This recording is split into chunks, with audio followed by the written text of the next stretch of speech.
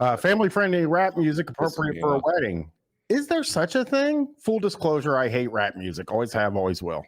If a I love that's why this might he's got a Marines like avatar picture too. This could be my father-in-law if he was a DJ. If a client wants rap music for their wedding, I don't take the gig. However, Jesus Christ. Wow, you're turning down money? You're just playing other people's songs, but you won't do some. Like, what are you like? Is he a religious person? Maybe, but even like, there's a lot of rappers who play Chance the rapper. He's like so religious. There's like a lot of rap songs you could play that are like fully religious as well, and like there's a lot of hip hop that you can play that is fine. You know, that is fine with a radio edit or whatever. There's definitely stuff you could play. I'm gonna suggest that there's something deeper going on here for a guy who hates all rap music. Yeah, I can't think that some of these people might, like, maybe if they were forced to play rap music, they might go with Eminem, perhaps. Or Macklemore, nothing wrong with that. Maybe, yeah. We call them Nolans. Anyway, he goes, however, there have been a few times where halfway through the reception, the guests and sometimes even the bride and groom start requesting a lot of rap. Since I don't know the genre, can somebody give me a list of some classic, well-known rap songs that might be acceptable for a wedding that I can have ready for just such a situation? I have some, like Low and that stupid Apple Bottom Jeans song, but I need some more. Thanks. Bryan, well, you can just tell the bride and groom or groom to just fuck off, right, Bryan? That's a fair, right. Like, if they make a request for you to play a particular thing or not play, you can just tell them fuck off, right? You could say fuck off or say I got it, coming. So here's a little bit of advice we have here. The most obvious one for me: getting toddlers to grannies up to rap. Cypress Hill's Insane in the Brain. Lots of good covers on that tune as well, cutting out all the questionable words, notably a jump up reggae number by Horseman.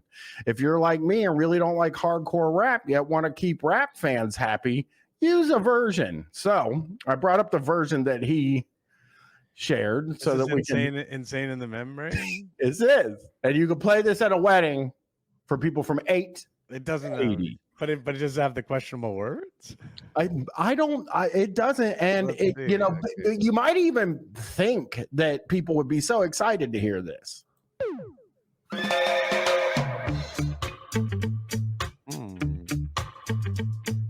right. Yeah, that was kind of interesting. I still have no idea what the song is. All right. On the flammer, boy and tape, I don't trust that yam on the frying pan like them. It's gonna, and when I come, them, we feel like the sun on Sam. Listen, I don't like reggae.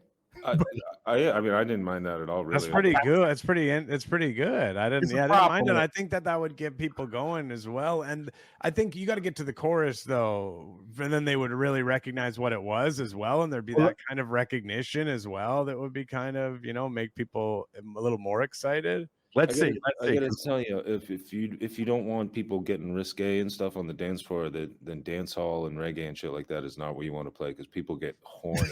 People get horny.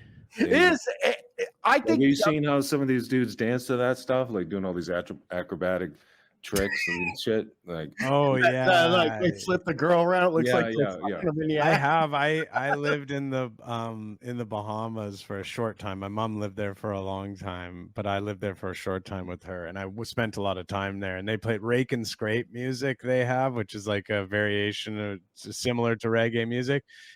I'll tell you what, man, I've seen some of the goddamn horniest dances ever in my life when I was there in the Bahamas, like at the nightclubs there and stuff. Oh yeah, it would just get like so aggressively sexual on the dance floor.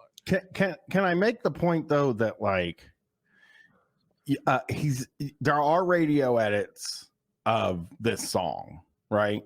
Mm-hmm. You'd probably want to play that over. You don't think you'd want to play this because it depends on your audience. Yeah, this is like a cool kind of remix of it, or like not a remix of it, like a remake of it. But yeah, if you're playing to like just like a general audience, you're going to want to play the original one that they're going to recognize right away. Is that your point? I think so. And I think you're not getting credit for playing. You can't fucking be like, oh, they asked for rap, so I played this. Well, this isn't. Yeah, this is. Yeah. Lights I'm blinking, I'm thinking is all over when the making my mind slow. That's why I don't trouble with the big four. I don't trouble with the big 4-0. I mean, it is good, but you're right. It's not. I mean, it's you know, it's not hip hop. Really. It's like it's not a hip hop version of it. The first live band I ever saw in my life was called the Bellows, and it was we had this class in high school called Quest, and it was basically a guy teaching you, you know, what to do if somebody asks you for drugs, how to deal in relationships with girls and stuff like that, which, by the way, ended up marrying a student the day after she graduated. So he's kind of a weird guy to have, but he's in a rock band. Well, that makes sense. Yeah. And they were like, was it a pop punk band by any chance? It was, because it was like I was 12. This was like way like, and I go to this dance. I see this band. They're not playing anything that I would ever want to hear. It is like some oldies, some originals, and it's just like a cover band. I think the guy just wanted to get paid for, you know what I mean? It's a good way to get paid. So he did the gig there, and it was like not great. So there's another kind of DJ. Not well, let me just say, interject real quick so I can talk about how cool I am. One of the first bands I ever saw was Cypress Hill, and they were at an opener that day called Rage Against the Machine. Whoa. Yeah. I saw him with 311 opening for him. Oh, really? So it's the highest I ever got. Yeah, it was I saw Cypress Hill a bunch of times back in the day, but they were great. Yeah, and this was unfortunately before I smoked weed, so I didn't really even get the full experience.